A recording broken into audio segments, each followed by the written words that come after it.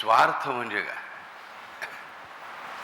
प्रत्येक म्हणलं तू स्वार्थी आहेस, हा स्वार्थी आहे, तो स्वार्थी आहे. आपण स्वार्थी शब्दाची शिवी म्हणून वापरतो, बरोबर? पण इथे मूळ अर्थ जो या शब्दाचा आहे तो खूप सुंदर आहे, खूप चांगला आहे. तसं बघा, काही चांगले शब्दाचे अर्थ सुद्धा कसे पुढे वेगळे वेगळे बदलतात, आपल्याला माहिती आहे का? किंवा वाईट शब्दाचा अर्थ चांगला बनतो. आमच्या लहानपणी भयानक म्हणजे काहीतरी भीतीदायक घाणेरडं असतं. हल्ली मुलं बोलतात हा भयानक सुंदर आहे ती मुलगी, अरे बापरे. म्हणजे ती भयानक आहे की सुंदर आहे, की सुंदर असून भयानक आहे मला कळत नाही, पण आहे, they are using it. Okay, ही प्रत्येक पिढीची एक भाषा असते, राईट? पण शब्दांचे अर्थ बदलतात एवढंच आपण लक्षात घेऊया, बरं?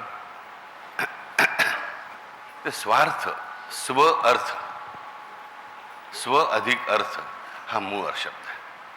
अर्थ म्हणजे पुरुषार्थ. अर्थशब्दाचा एक अर्थ होतो अर्थशास्त्र, म्हणजे पैसा, वैभव वगैरे.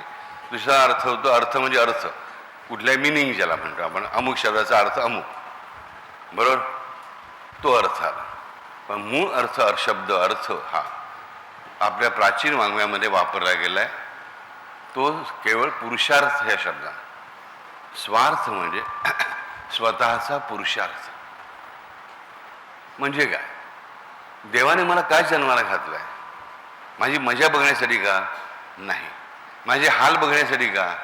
नाही. मला फक्त सजा देण्यासाठी का? नाही. म्हणजे त्याने आम्हाला जन्माला घातलंय ते आम्हाला आमचा विकास करता यावा म्हणून.